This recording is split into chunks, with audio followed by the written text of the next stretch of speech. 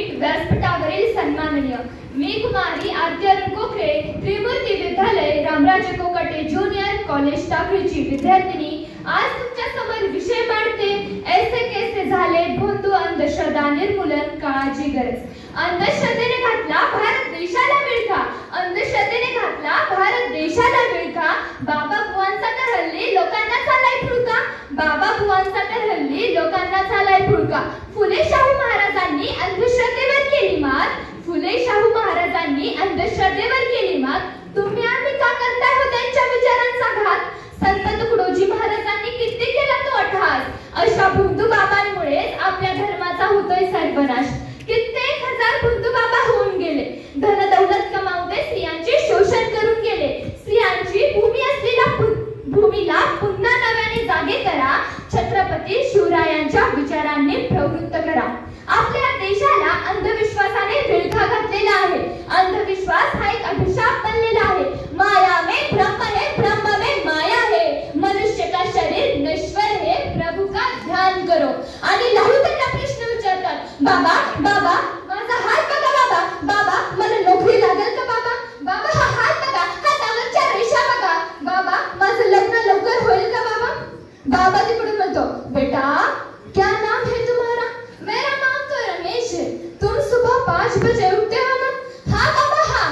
तो कल तुम 6 बजे उठ जाना और तुम्हारे हाथ के बाएं तरफ चलते जाना। तुम्हें सबसे पहले जो लड़की दिखेगी वही तुम्हारी जीवन साथी बनेगी। तथास्तु। एवढे सांगायचे 50-50 हजार रुपये घेणारे बाबा आजही आपल्या देशात आहेत। या देशात रामपाल बाबा आहेत ज्यांची प्रॉपर्टी 50 लाख रुपयाची। 50-50 हजार रुपये दिले की 1 लिटर दुधाचं पाकिट दिलं जायचं आणि ते दूध बाबाच्या अंगावर ओतलं जायचं। 100 लिटर दुधानं तो बाबा अंघोळ करायचा आणि इकडे अमरावती जिल्ह्यातील मुलं कुपोषणाने मरतात, त्यांना प्यायला दूध नाही। अशा लाजिरवाण्या अंधश्रद्धा या भारत देशात मानल्या जातात। अहो जिजाऊ जन्मल्या विदर्भात, लग्न करून नांदायला गेला मराठवाड्यात आणि मराठवाड्यात काही दिवस राहिल्याच्या नंतर शिवरायांची जागीर होती पुण्यात, म्हणून माँसाहेब जिजाऊ शिवरायांना घेऊन पुण्यात गेल्या। पुण्यात गेल्याच्या नंतर तिथे गाढवाचा नांगर फिरवला होता, चप्पल लावून लिहिलं होतं, इथे जो कोणी नांगर फिरवून त्याला शाप दिला होता। या शापाच्या भीतीपोटी इथे जमीन कसायला कोणीच तयार नव्हतं। या अंधविश्वासाला उत्तर दिलं माँसाहेब जिजाऊंनी। जिथं गाढवाचा नांगर फिरवला होता तिथे सोन्याची भाळ करून शिवरायांच्या हातात नांगर देऊन तिथील माती विचारांनी सुपीक केली। हा विचार घ्या, हा विचार। जर तिथे माँसाहेब गेले असते म्हटलं असता, नग माय नग नग नग नग उगा शाप लागला तर, पण आपल्याकडे काही गोष्टी लय डेंजर सांगितल्या असतात। प्रत्येक गावात एक मोठं वडाचं झाड असतं आणि ते नेमकं गावाच्या शेवटी असतं। तुमच्याकडे आहे ना? हा आमच्याकडे। आणि त्या झाडावर काय ना काय असतं, 100% असतं।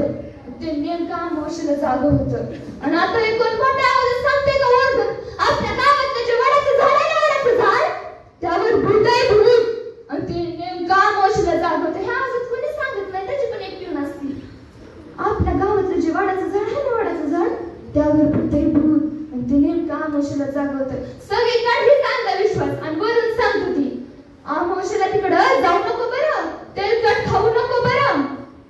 सगळीकडे हीच अंधविश्वास आणि नेमकी अमावस्या असाव आणि गावातलं एक सायकलवर झिंग झिंग झिंग झिंग करत सायकलवर जातो।